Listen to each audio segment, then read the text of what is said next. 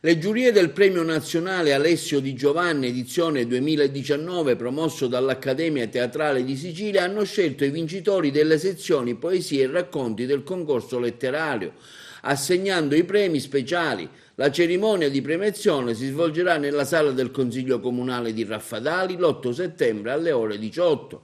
Ecco di seguito i vincitori della 22esima edizione per i concorsi letterari nelle sue varie sezioni.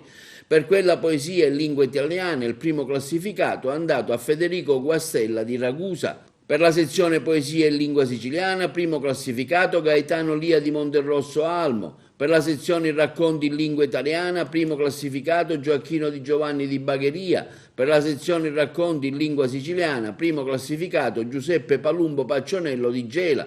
I premi speciali sono andati per la sezione teatro a Giovanna Lobrutto, sezione professionisti, Ornella Vasco, sezione regia teatro amatoriale, compagnia Teatranima di Agrigento per la promozione dei testi teatrali, a Marco Savatteri per il musical, sezione narrativa Stefania Auci per la narrativa storica, a Francesco Curabba per la narrativa di impegno sociale, a Marilena Monti per la narrativa di tradizione popolare, per la sezione impegno nella scuola per la legalità. I premi sono stati assegnati a Stefania Ierna, al Provveditorato agli Studi di Agrigento, per la sezione impegno per la legalità ai Briganti di Librino di Catania, per la sezione impegno sociale al Telefono Aiuto di Agrigento, per la sezione diffusione della cultura a Giuseppe Parello di Agrigento, per la sezione musica di tradizione popolare a Paolo Zarcone di Bagheria, per la sezione fotografia Edoardo Cicala di Agrigento, per la promozione della sicilianità all'estero Mimmo Mangione, per l'Australia.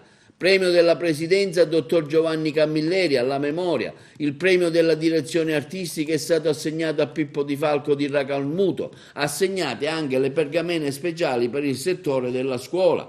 Andate all'Istituto Statale Rita Levi di Montalcini di Agrigento per i progetti Piedibus e la mostra itinerante La Sicilia nella Grande Guerra, al Liceo Scientifico Leonardo di Agrigento per la mostra Il Codice Atlantico e per lo spettacolo di tradizioni multimediale al Teatro Pirandello su Leonardo da Vinci, all'Istituto Comprensivo Bersagliere Urso Mendola di Famara per il progetto Plastic Free contro l'uso della plastica, alla Scuola Quasimodo di Agrigento per l'utilizzo delle borracce in legno contro l'inquinamento ambientale. Quindi il gruppo teatrale Caos di Porto Empedocle per aver rappresentato in alcune scuole agrigentine il testo La scorta, dedicato ai caduti per mafia delle scorte, suscitando particolari emozioni.